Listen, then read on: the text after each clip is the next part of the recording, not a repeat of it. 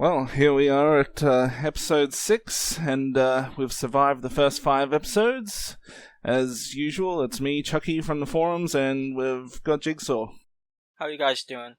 Yeah, and so we've got 5 movies again for today. The first 2, quite controversial. We've got the original I Spit on Your Grave from 1978, the rape revenge movie. Then we've also got another controversial movie called Baby Blues from 2008. Controversial for different reasons.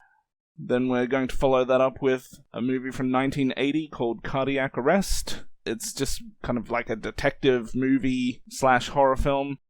We're also going to be talking about the very popular action sci-fi classic from the 80s, The Terminator.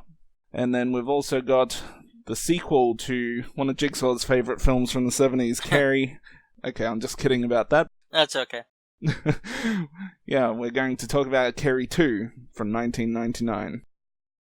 So, first up we have the cult classic I Spit on Your Grave, also known as Day of the Woman, which is a pretty atrocious title, in my opinion. The plot is quite simple. A woman goes to a sort of secluded foresty area to get away from civilization so she can walk on riding a bug. And then she is raped. Then she is raped again. Then also raped again over the course of 5 hours. She is unhappy about this. So she goes out to get revenge on those who have raped her. Yeah. Hang on, I just have to say, she's unhappy about it. Well, understandably so. Bit of an understatement, I guess. So basically, she just goes to get her revenge on those who raped her. And that's honestly pretty much the movie. The first 20 minutes or so is sort of set up. Then we, about 20 minutes to about an hour in is constant rape. It's, if I don't know, it's just kind of like the way you're delivering some of these lines, yeah. Well, if you've seen the movie, you would know that this section of the movie is probably one of the hardest to sit through. Yeah. I just want to make it clear, I'm not laughing at yes. rape. I think it's both of us, as we discuss this movie, it can be clear how disgusting we find these acts. I mean, I would say the actors were really good for the rapists. I mean, those are some really despicable people. But anyhow, and then the last about 30 minutes or so of the movie is the individual getting her revenge. So, it's a somewhat simple movie. Very, a woman gets raped, then this revenge, rape and revenge. So...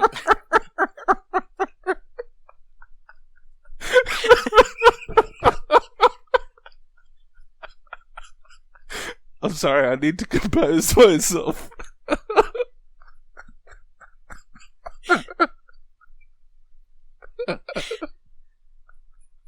This could be like an extra feature.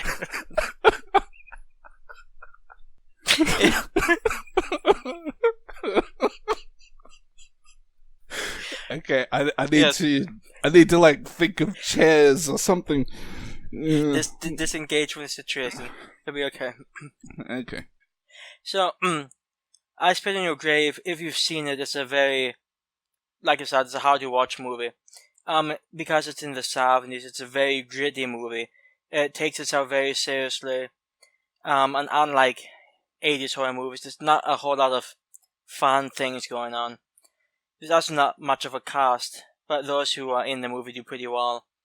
If you can get past the rape scene...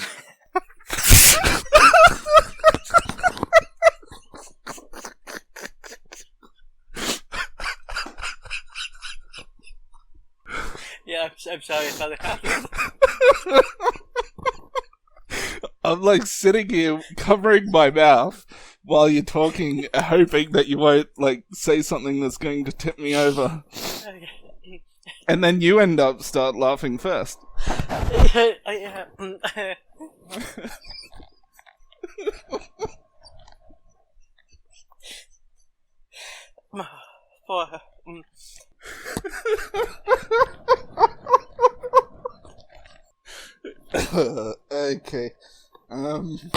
Yeah. I just need to have a few more seconds. I must say, I never expected this to be the movie. this segment to get this kind of reaction, but yeah. It's a satisfying revenge.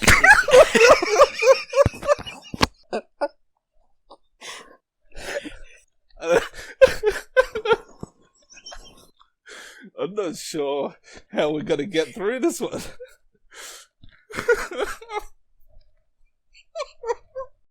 I'm probably going to shortly ask you your views on the movie. So yeah. I'll just try to just do one more sentence just to finish off my. I wish you liked the interest.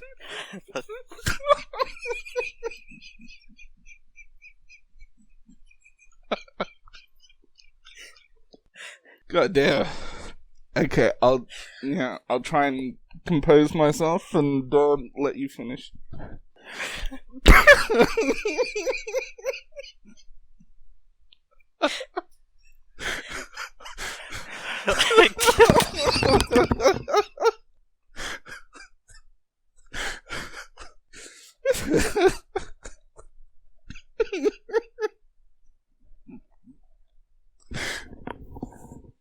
I don't even remember anymore what sparked the whole laughing thing.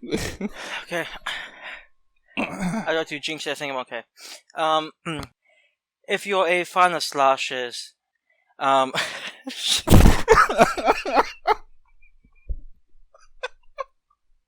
we may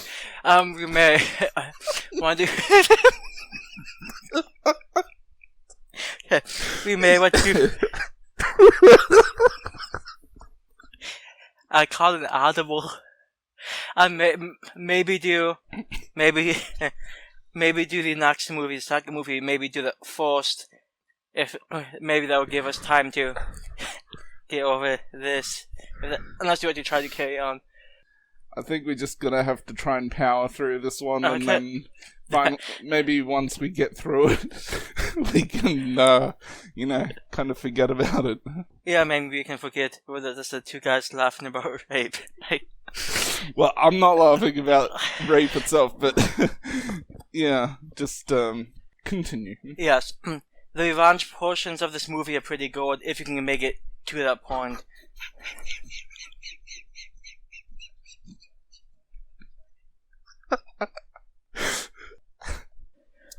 Okay, so this movie, I didn't watch it recently. Out of interest, how recently have you seen? January 2018. Oh, okay. So not that long ago, but a bit over a year ago. It's certainly not one of those movies that I watch very often for obvious reasons, because it is quite a tough movie to watch at times. Even though some of the rape in the movie,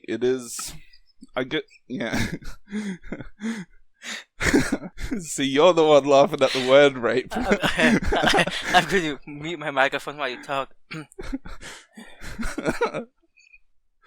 Okay. The rape scenes in the movie, they do come off a little goofy at times, a little silly, though still, despite that, it's still quite a lot of rape to be watching. It's kind of like a bit of a yin and yang of violence. Some of the violence, like the rape portion, while it's can be tough to watch, it's kind of necessary for the violence later in the film that takes place during the revenge. So without one, the other doesn't really work. So you kind of need both of it.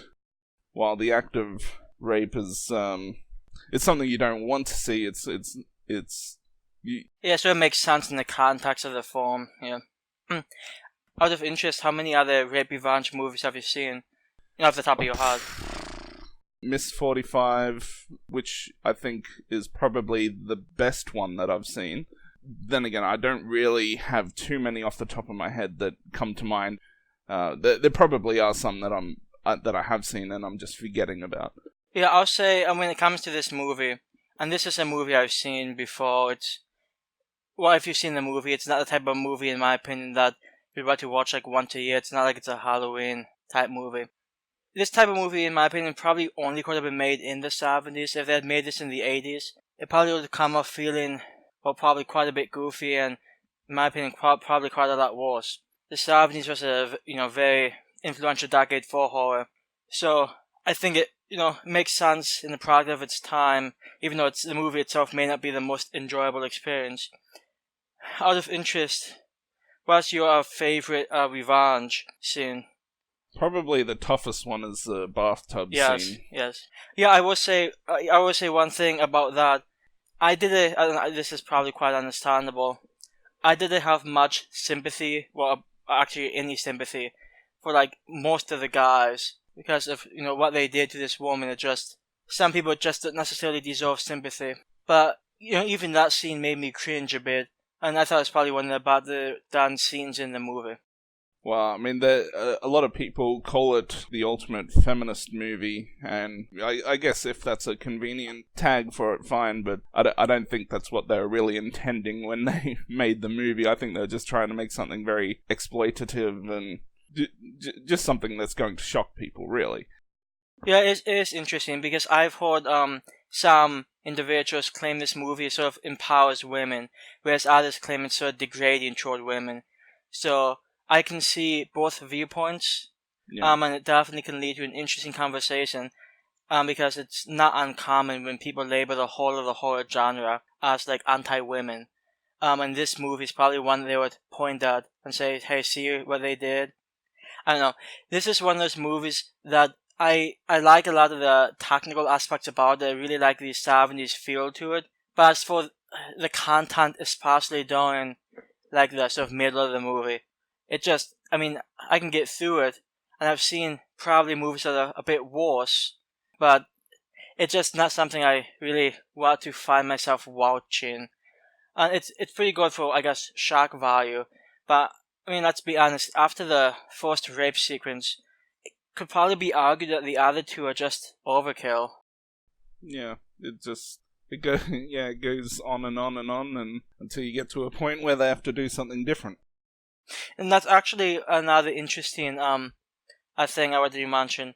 Because of the length of some of these scenes, there can come a point where what's on screen may not even necessarily be...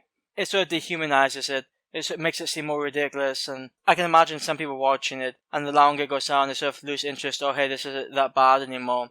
I don't know. It's just one of the things where it's an interesting choice, and I'm not sure how much value, especially that second scene. The second rape scene. I understand the one in the house, but the one in the wards just seemed like, I don't know. I don't think they even needed that one there. It was probably just another excuse for some nude scenes for everyone in the movie. Now, out of interest, I was just going to ask, do you remember the first time you saw this one? Yeah, I actually saw it... I think I bought the movie before I had even seen it, so it was probably in the somewhere around the mid-2000s. I hear that a lot of different countries have, cut versions of the movie, and when it came out on DVD in Australia, I think we were one of the very few places that actually got it uncut. So, being an uncut movie, quite a controversial movie, especially at that time of DVD hitting its peak, I guess that propelled me to, buy it and watch it, and it's okay. You can look at it one way and be, this movie is kind of really stupid and crappy, and then on the other hand, the revenge aspect of it does leave you feeling somewhat satisfied to a degree, and that helps you enjoy at least a portion of the movie. Yeah, and like I said before, I also want to mention that the actors involved did a really good job, especially the lead actress, Camille Keaton. I'm not sure if that's quite how you pronounce her name, but she did a fantastic job in this. And you can definitely feel sympathy for her, especially once everything is done and she's just, or basically like a shell of her former self. The rape was hard to watch, but even the aftermath was a really grueling thing to get through. So when she can finally pick herself up and go after these individuals who did this to her, from then on out, it's, like Chucky said, it's pretty satisfying. Yeah. Even though I sort of wish some of the deaths were a bit more drawn out.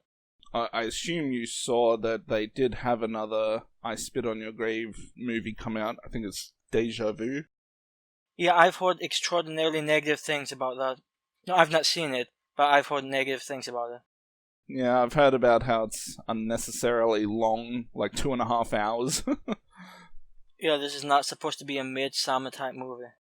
And but it does have I believe the lead actress from the original in it. I'm not sure how big her role is. I think it's just one of those movies that I haven't seen it yet, but I from what I hear, it's just kind of cashing in on the controversial nature of this original movie. And there's also I think you alluded to this earlier, there's also a remake of this. And that remake had, I think, 2 sequels. Yeah. So it's definitely a name that's decently known in the horror community. And people can probably make money making, more I Spit on Your Grave movies. Which is, I don't know. If they're down well, I guess, more power to them. But if they're just going to be sort of as tedious as this one could sometimes be, I'm not sure how much it's worth it. And I know that it was Roger Ebert's most hated movie of all time. So Oh, I didn't know that, but that would make sense. Unless something overtook it at some point, but last time I saw him say that it was his most hated movie of all time. I think, as far as this one goes, I mean, if you've seen it, you can see it's a decently made movie, and it has a really nice feel to it. But like we said, the content can sometimes be a bit much to get through, and once it keeps going and going, it can sometimes even feel a bit goofy despite the horrific nature of the content. I've seen this one twice now. I did love it either times. I'd probably give this one an average rating, probably around a 7 out of 10. Yeah, I've got a fairly similar opinion on that, with my rating being a 6 out of 10, and my 6 is still somewhere around average, whereas your 7 is still somewhere around average. Yes. Since we work on slightly different scales, but yeah, it's a movie that can be tough to watch at times, despite some of the rape in the movie being a little goofy. You could chalk that up to being such a low-budget film. The revenge part's somewhat satisfying, given the 30-40 minutes of rape. I will say, if there's any reason to see this movie, you should probably see it for the bathtub scene. And you can probably just find that online. But it's probably, honestly, if you're a fan of the horror genre, especially 70s horror, especially Last House on the Left, actually, this might be your type of thing.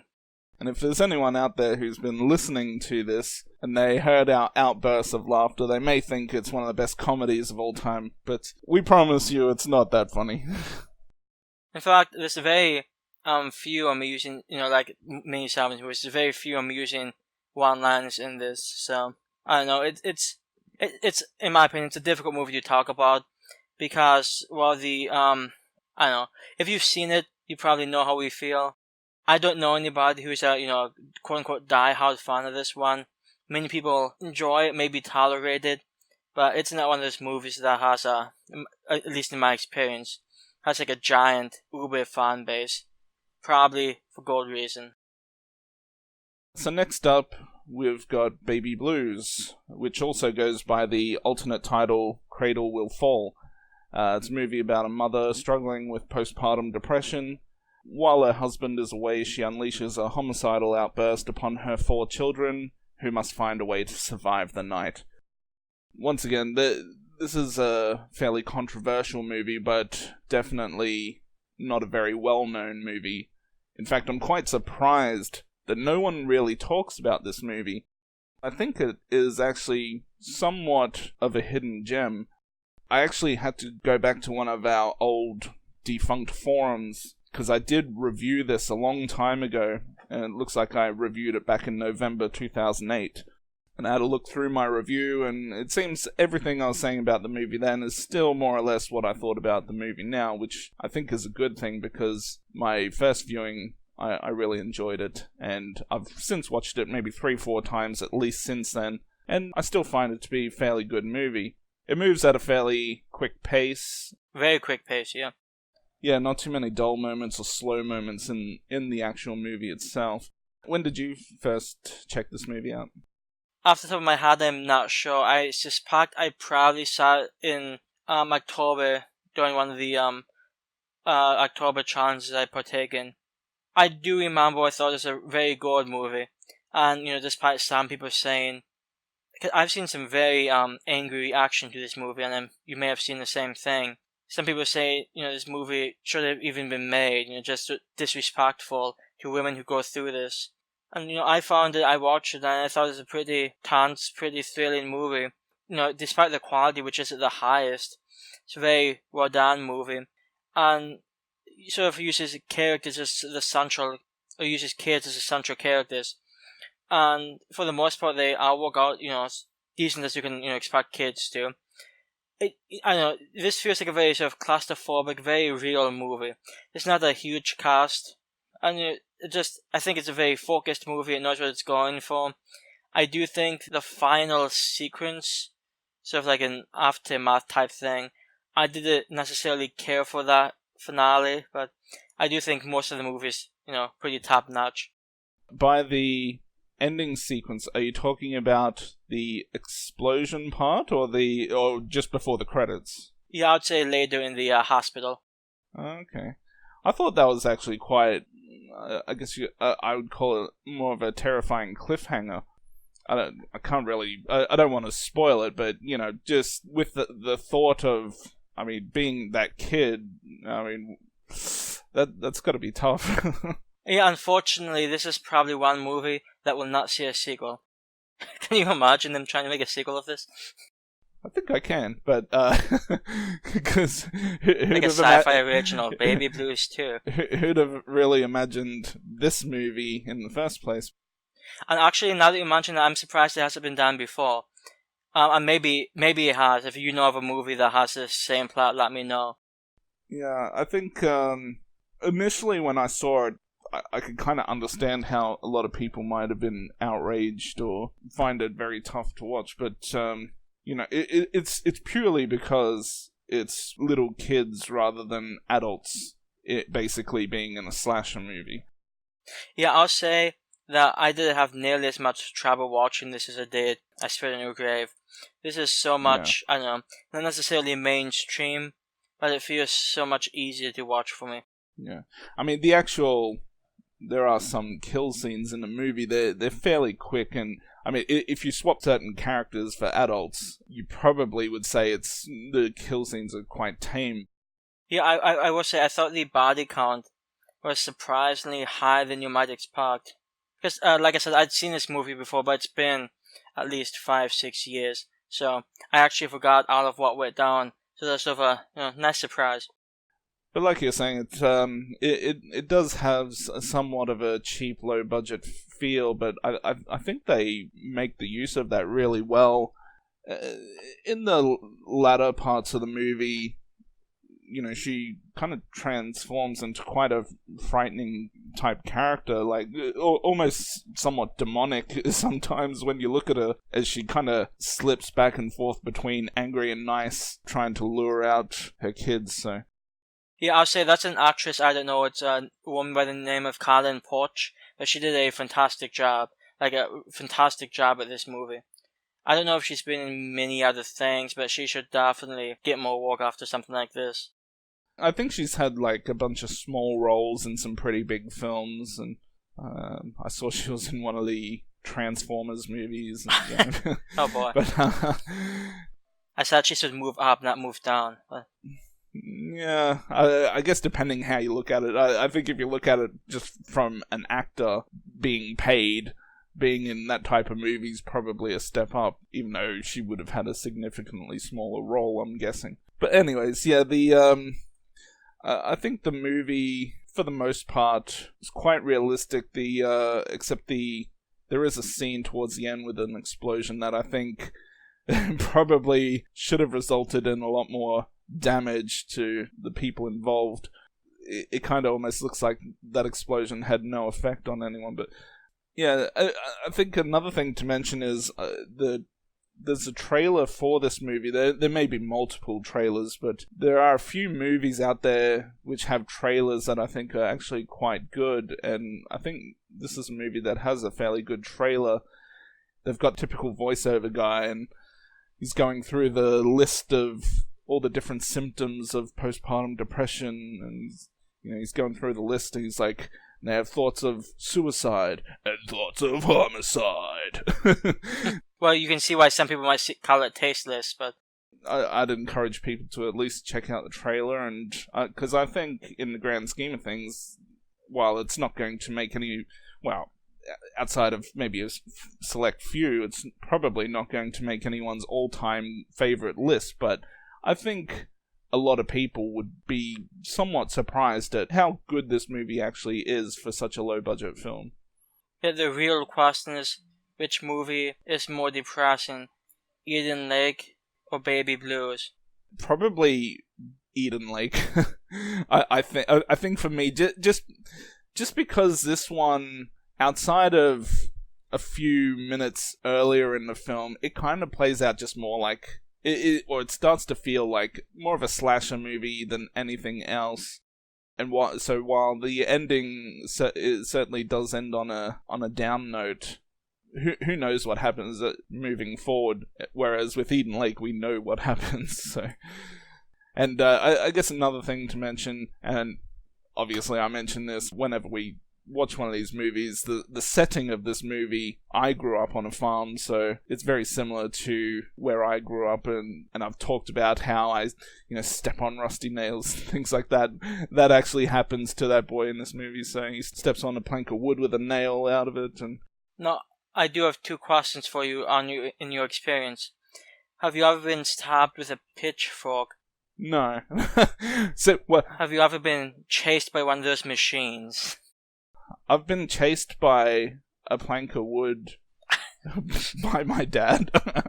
It's a bit of a childhood memory. All the things minus the homicidal behavior, probably something I'm familiar with. Where he's hiding in the chicken coops. We had similar type of chicken coops, so, just seeing those scenes reminds you of the smell and everything. Yeah, I'll say to the Americans in the audience, this movie was actually filmed in Savannah, Georgia, so it has a very, very southern feel to it, and you can definitely tell with the accents of many of the characters that it's a very, sort of southern movie, which I sort of appreciate. It gives it at least a little extra kick, in my opinion. Yeah, Baby Blues is a movie that I think flies under the radar and is actually quite a good movie, especially for its low budget. Well, for its low budget. The mother and the main boy in the movie, I think, do a really good job in the film. I'm constantly trying to look for people breaking character or, seeing if they slip up anywhere or if they're unconvincing in certain parts of the movie, and I think they're quite consistent throughout the movie.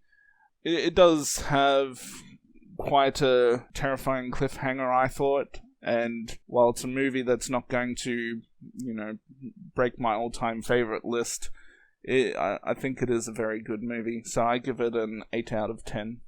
I feel much the same way. I think it's a good movie. I've enjoyed it both times, and like Chucky, I'm going to give this one an 8 out of 10. There's a lot about Baby Blues that is worth liking, despite its somewhat unassuming nature. The main actors are pretty good, and even some of the smaller characters are decent. There's one character in the movie, sort of an older man, who spent like half his screen time getting high and listening to music. And I have to be honest, I sort of like that guy. He's probably, it's an actor that not many people know by the name of, I think, Gene Whitman. But I sort of just like his small scenes, not how anybody just enjoying his life. The violence in the movie can come across as a bit much, but honestly it's pretty tame, all things considered. I think the scene that got to me the most was a scene involving the pitchfork, just because while you can sort of see it coming, at the same time you're thinking, are they really going to do that? There's a lot of great performances in the movie. If the idea of a mother going after her children because of sort of like a mental breakdown disturbs you, I would definitely, stay away from this one. But it's a very tense, atmospheric movie, and like we said earlier, it's pretty digestible. Now, speaking about movies on the flip side that are not necessarily 8 out of 10 movies, we come to a 1980 flick titled Cardiac Arrest. You may have seen the poster for this one. In my opinion, it's a pretty striking poster with a doctor holding out a heart. It's a fantastic poster, and many people have wanted to see the movie based off it. In the movie, there's a sort of a serial killer going around cutting people's hearts out. And throughout the movie, there's a police investigation trying to catch this individual. And we find out some new clues, and they chase leads, and we found out some more things. And there's a subplot with a woman who needs a heart transplant because of a congenital heart disorder. And it sort of gets tied into it. Is there maybe a black market thing going on for hearts, or is it just some ritualistic killing? It asks questions, and by the end of the movie, of course, we find out what's going on, if you can keep track of all the names. It's a very horror-light movie. There's certainly some slasher elements in it, but if you go in expecting something like My Bloody Valentine or Horror Hospital, you're just not going to be happy with what you see.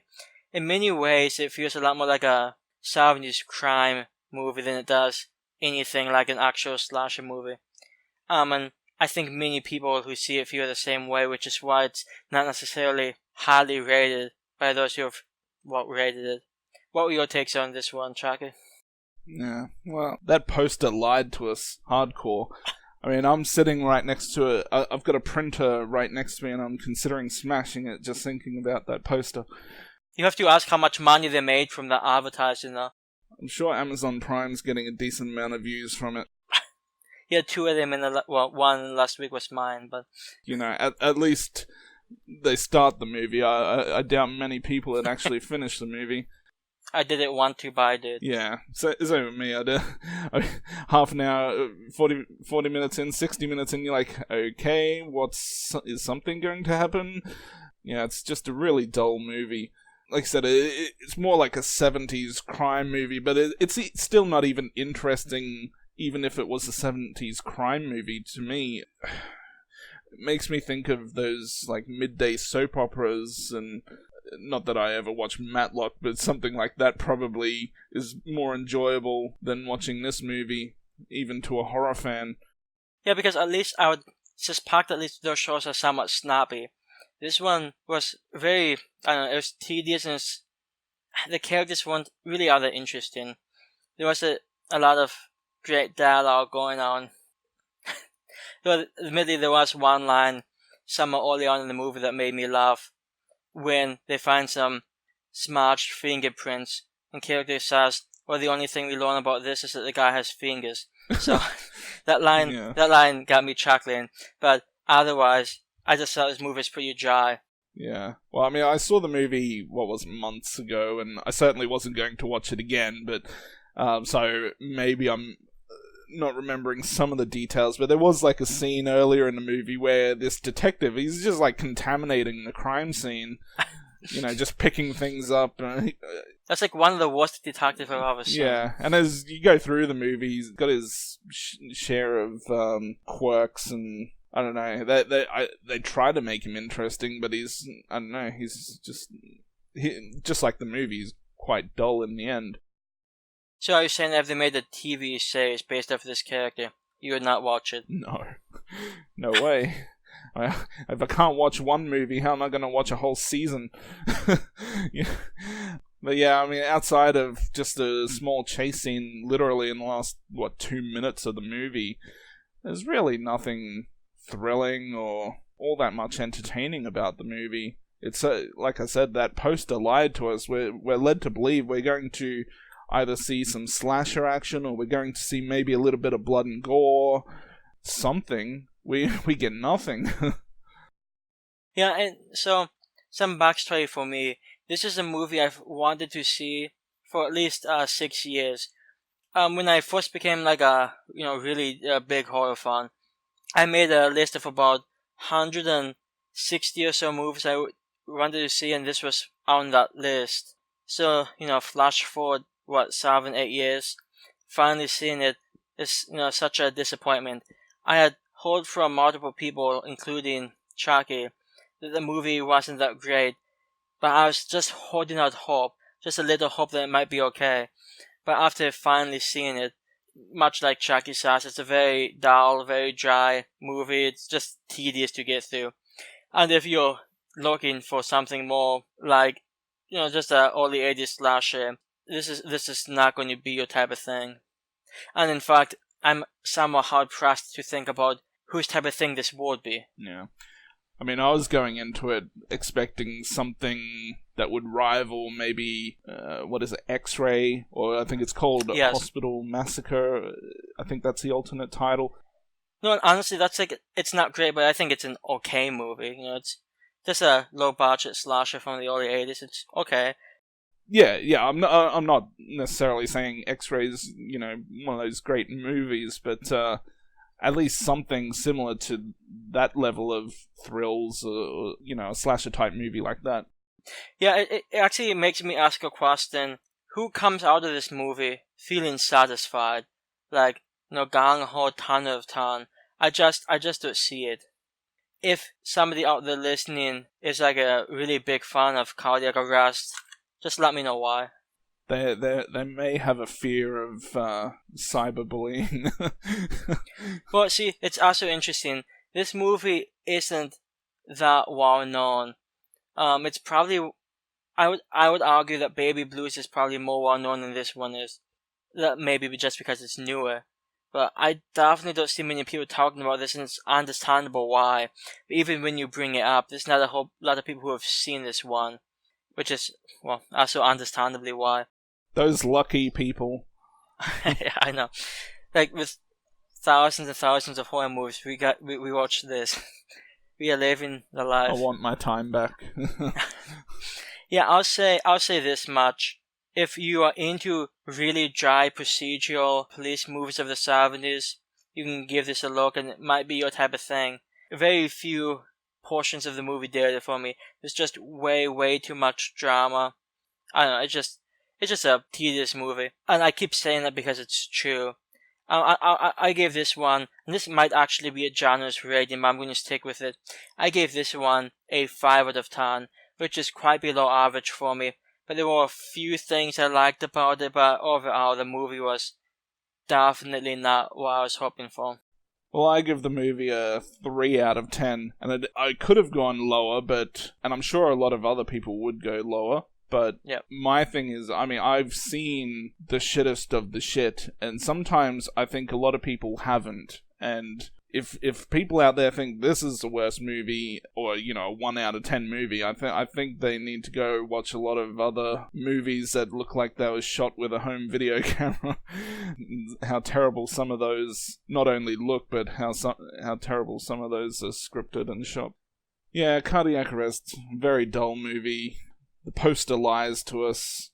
It's just got nothing satisfying for a horror fan. And that's really all I have to say about it. Yeah, speaking of movies that have very little to satisfy horror fans, Hey! what's up? What's up next, Chucky? Well, we're going to be talking about the Terminator. The original... Well, it hasn't been remade, but there's been so many sequels, versions of this that have since come out. So a seemingly indestructible cyborg who's sent back in time to assassinate a waitress whose unborn son will lead the human race in a war against these machines. And there's also a soldier from that war that's also sent back in time to protect her. Very classic 80s action sci-fi movie.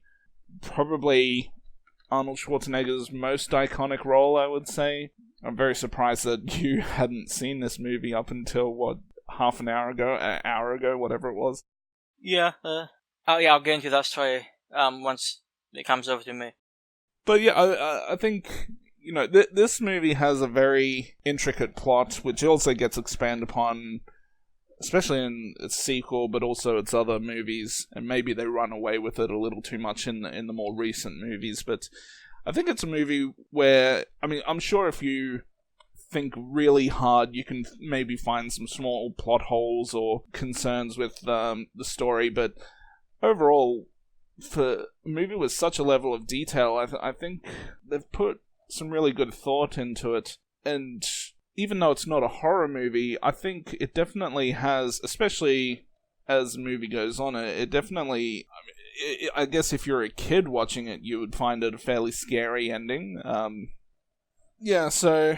I mean, I do have other things to say about it, but maybe I should first get your opinions on it. Yeah, I mean, I think it's an okay movie.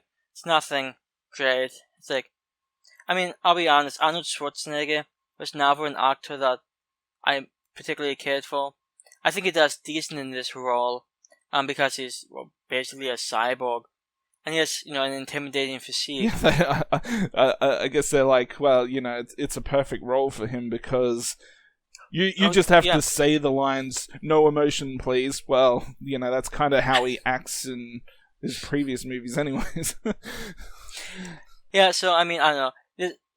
So like Chucky said, I'd actually not seen this movie until today. I finished it about 35 minutes or so before we started talking, so about maybe 45 minutes until we started the show.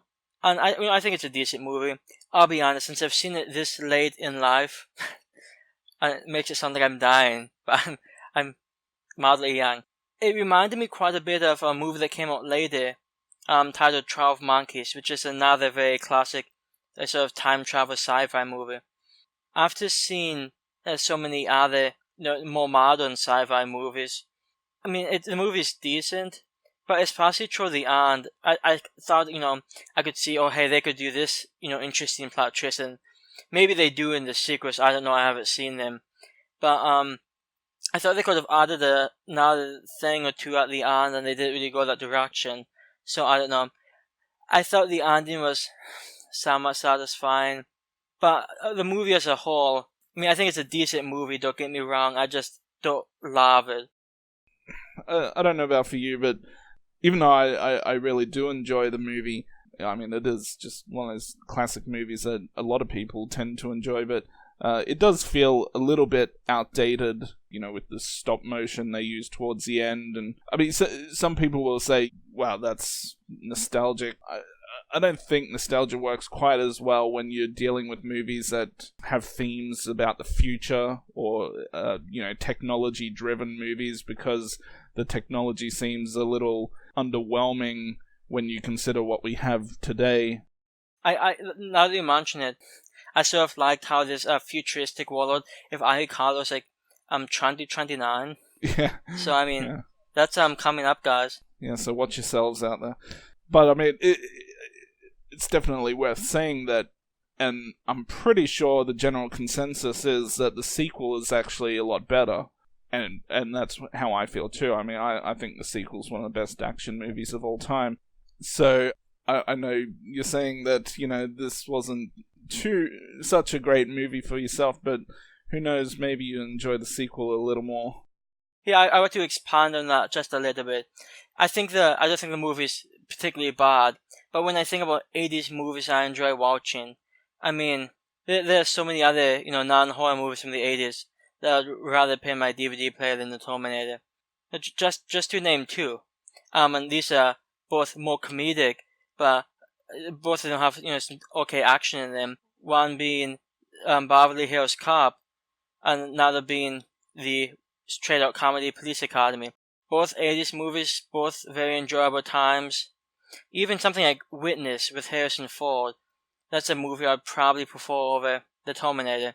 That said, The Terminator is still a decent movie. It's just, maybe it might take another viewing, if I ever give this another viewing. It's just not, something first time seeing it that really grabbed me that much. One thing that, it didn't necessarily bother me, but the fact that the Terminator, Schwarzenegger's android, was just so over the top unstoppable. Like, no matter what these characters did, they can, run and drive as much as they want to. The guy's going to find you. Like, past a certain point, it almost seemed like somewhat pointless. Like, I mean, the guy's going to get you, might as well just deal with it, I don't know. It just, the guy seems so, the android seems so OP. And that took away a little bit of the suspense, because I just sort of expected, well, eventually these guys are screwed. And as it turns out, they were eventually screwed, but the individuals somewhat able to get out of it. As I were to add on, I thought the final sequence, like at the gas station, I thought that was fantastic. I actually really liked that. Instead of like a nice low-key ending. So, I don't know. I'll probably watch the sequel sometime in the future. So if it's about the movie, that would be great. I mean, this one's, like I said, it's not a bad movie. Just not like a new favorite. So yeah, the Terminator's a classic action sci-fi film that, I mean, it's so popular that I don't think there's a whole lot we could really say about it. I think most people know the movie, and well, except for a few people like you, who have probably seen this at least once, many times before. I give the movie an 8 out of 10. I enjoy it. It does feel a little bit outdated, and that plays against it just to a small degree, because we're talking about the future, and we know now that the future is not exactly, the technology that we have today seems quite different to how they've kind of planned it out then. Yeah, so I'm not that far removed from Chucky's feelings on this one. I thought there was a lot to like about this movie. I definitely enjoyed the action sequences. A lot of good shotgun and firearm action going on. It's a decent movie. It's just not one that blew me away. I'd probably give this one a 7.5, and I'd probably round it up to an 8. Too much Chucky, but it's a decent movie. It's just not one of my. It's just not a movie I'll probably go back to all that often. Sorry, guys. I do recommend watching the sequel at some point, because it overall it is a much better movie, more story, probably a lot more thrills.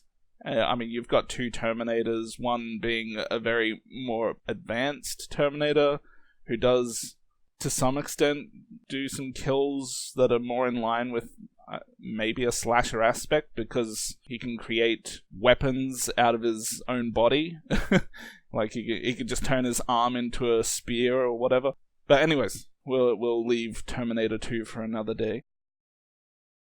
To finish us off, we have a sequel to a classic 70s movie, The Rage Carrie 2 from 1999.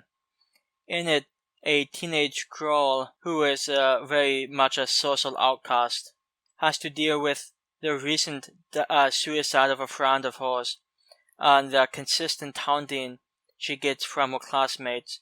Unbeknownst to the classmates, she has a telekinetic power much like Carrie had, and if they keep pushing her, she may start pushing back. And this is connected to the original Carrie with the return of Sue Snell, who is also played by the same individual, Amy Irving. Yeah. Irvin. It's the same concept. She's an actress anyway. And in this movie, she plays with a school counselor. And, in many ways, I can relate to this movie. I don't know, this high school setup scene is a little more what I'm used to, as opposed to the 70s movie. One thing I'm going to mention this a bit later on after I give Chucky his moments to shine. There's a lot of faces in this movie that I really recognize that I did not expect to be in this movie. Are you thinking about the guy from Home Improvement? That is one of them, yes. Honestly, the role, and just to clarify to people listening, this would be Zachary Ty Bryan, who played Brad, the oldest son on Home Improvement, which is it's a comedy sitcom I grew up with. I watched it all the time when I was a kid. Me too. So seeing this guy be a rapist on a football team, that was a nice change of pace. And there's some other faces too. But it's a decent movie. There's a lot of high school, drama going on. But it seems a bit more, I don't know, almost a little more realistic to me. A little more modern day type stuff. Some really sickening misogyny, and, well, as you can imagine, like I sort of alluded to, moms of the football team, actively going after girls just to play a game to get points, and who can sleep with the most women. It's a fantastic sexism going on. I don't know. I will say this about the movie, and then I'll give you Chucky. There's not that many likable characters. There's maybe 3, and that might be stretching it. That may or may not impact your view on the movie. How do you feel about this one, Chucky? Well, I guess I should start by saying that I rate the original Carrie a 10 out of 10. It's one of my all-time favorite movies. And I actually quite enjoy the sequel as well. I think it plays out... It does play out fairly similarly to the original. I mean, we've kind of got this outcast type of lead character who... I believe... The idea, it's been a while since I've actually last watched a movie, but I have seen it many times before. I believe the idea is that she's another daughter, or she has the same father as Carrie White, I think. Yes. Which I think is actually somewhat of a decent way of, justifying a sequel, because it is somewhat plausible that the same guy could pass on that same problem. Yeah, like I said, there are some familiar faces in the movie. And I think for a 90s horror movie, it actually does rather well. It's kind of during that period where there was quite a lull in exciting horror films. The theme music in the movie is pretty decent, nothing overly special. I really like the jump scare ending as well, even though the CGI is not that great. CGI is hideous. Yeah, even though the CGI is not great, it is one of those quick... kind of lulls you to sleep type moments, and then But yeah, I mean, I actually quite enjoy the movie. Yeah, I will say one thing that really helps this movie along is the two characters, the two main characters, the individual who plays, I think her name is Rachel, being the sort of a Carrie surrogate. She does a pretty good job with her material. I pretty much liked her throughout the movie, and she's one of the few actually likable characters. There's one character I sort of wanted to point out, who was sort of almost the main antagonist, who was a big football player, actor by the name of Dylan Bruno. Dylan Bruno is an actor who I am very, very familiar with, because he, like about 8 years later, started starring in a TV show titled Numbers, which is it's just a sort of a generic, crime TV show, not too much different from CSI. But I sort of watched every episode of Numbers multiple times, and seeing Dylan Bruno pop up in this was like when when you talked about which movies you're talking about, and I noticed his name was in this, I'm like, oh hey, if I knew Dylan Bruno was in this, I would have watched this years ago. So it was sort of nice to see him, even though his character was so despicable.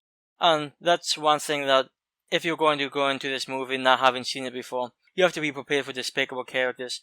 I mean, if you've been to high school, I'm sure you can imagine all the dicks that you had to deal with, and those people are in this movie.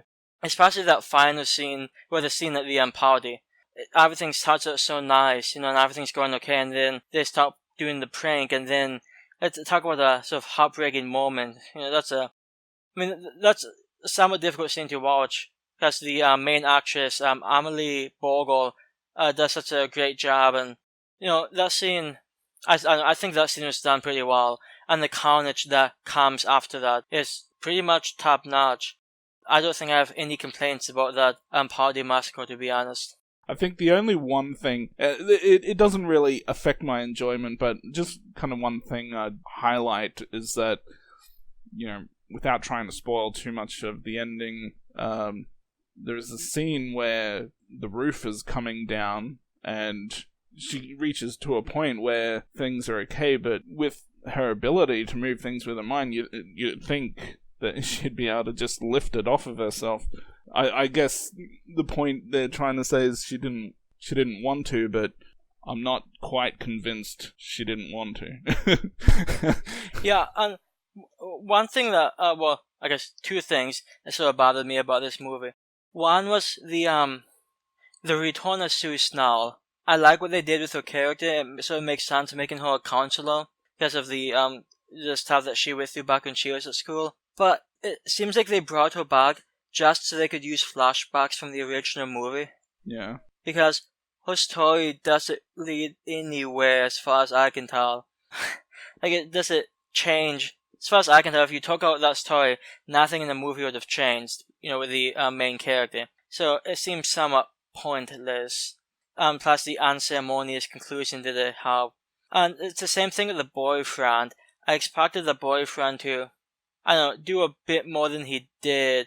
I guess toward the end it was difficult, But there's like 15 minutes when he wasn't even there, and you were just sort of hoping he would show up eventually, and he eventually does. But by that point, everything's pretty much too screwed up to fix anything. I will say one thing. It's just a small scene, but it's probably one of my favorite scenes of violence in the movie, in which this really, really annoying individual gets her glasses broken, and the shards of the glasses fly back into her eyes. I hated that character, and I was so happy that she had a very painful death. So that's my 2 cents on that. Well, yeah, there are a couple of painful deaths in the movie. I think they did a pretty good job at trying to excite us with a few possibilities. They have a bit of fun with her powers, so.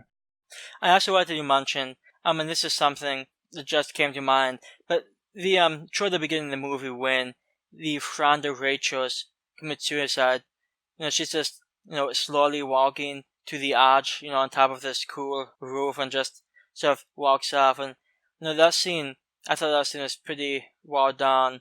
Especially the comment at the end, whoa, whose car is this?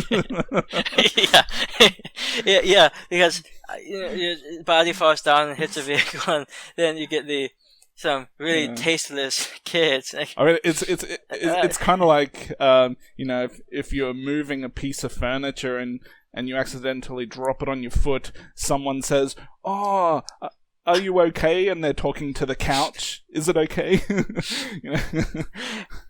Yeah, I thought that's a pretty amusing. Well, amusing may not be the right word. I thought it's a pretty strong scene, though. Yeah. And this is just a very small thing, because neither one of these characters mattered much in the movie. But there were 2 characters who later both appeared in the sort of a teen classic American Pie. Oh, yeah.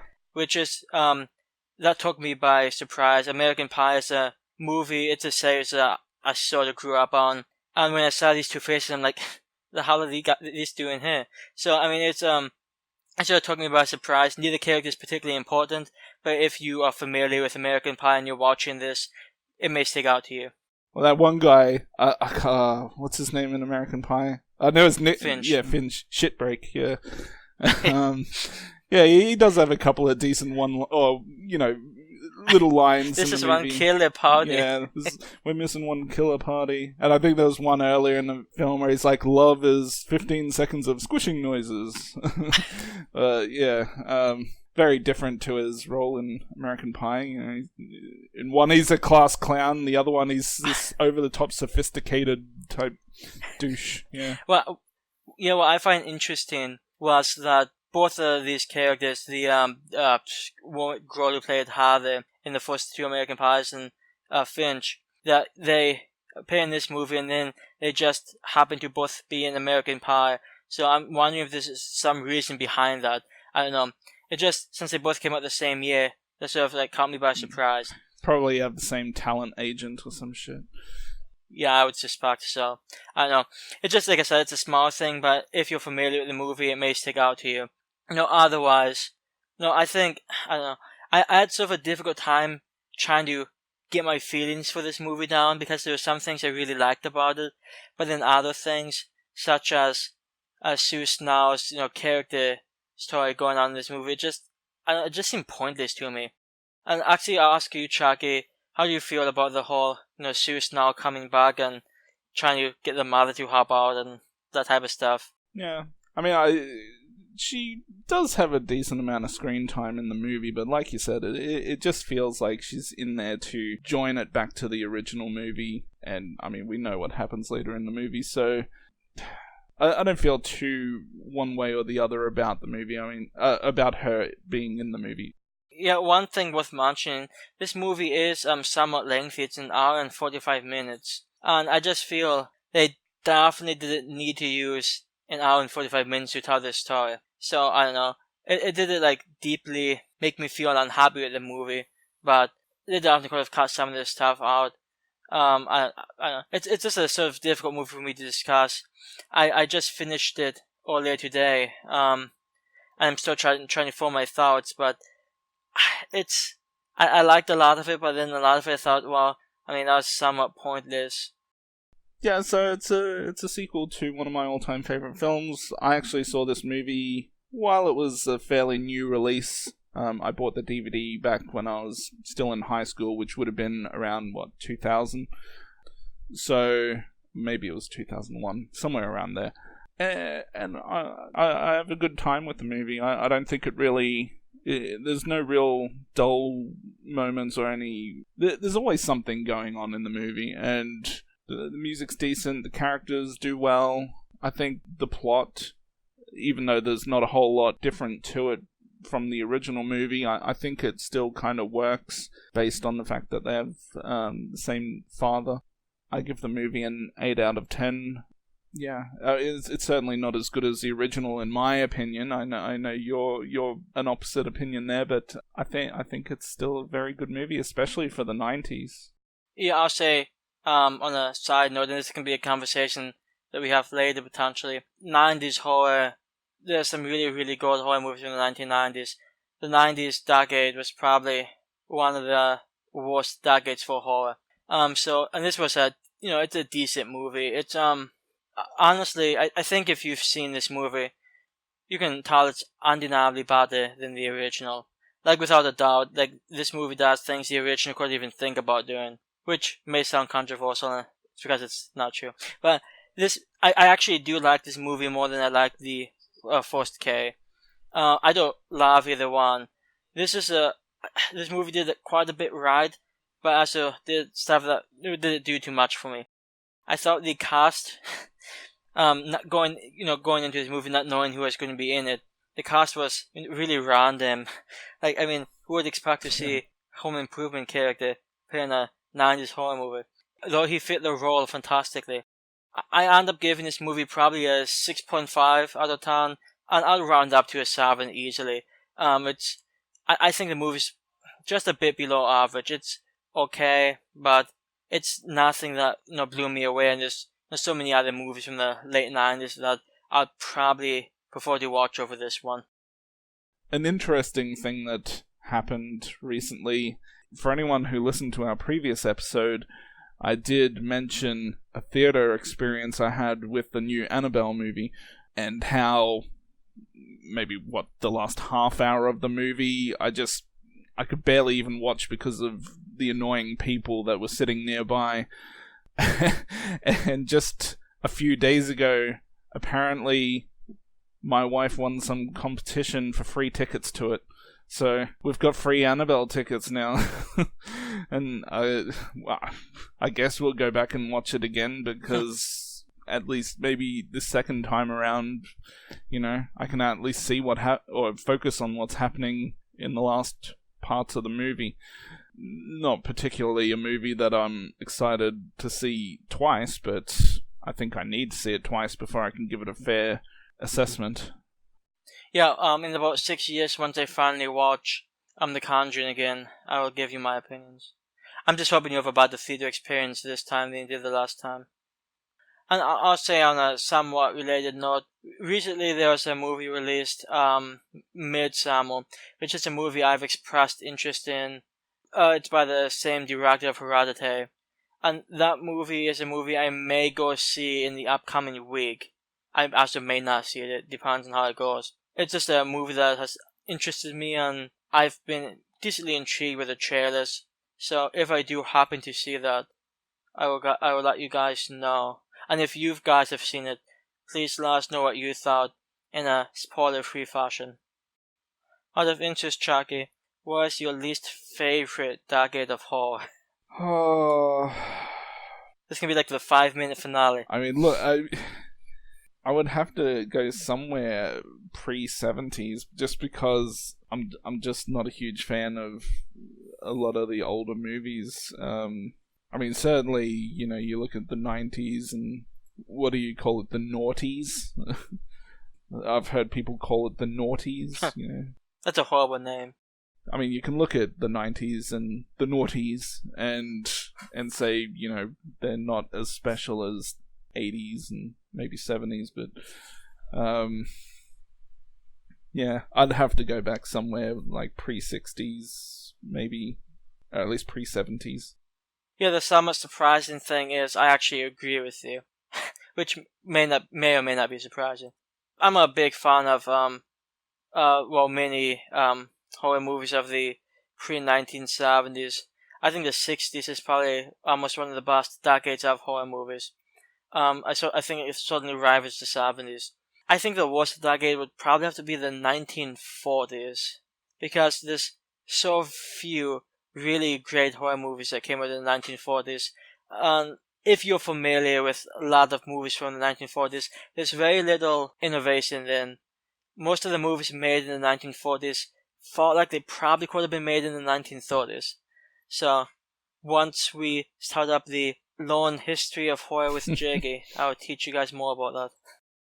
I will say though, the 40s is a decade that probably has the least amount of great stuff. I mean, the good stuff that I've seen from the 40s I can probably count on two hands, so that said, if there's any big fans of the 1940s, let me know and we can talk about it.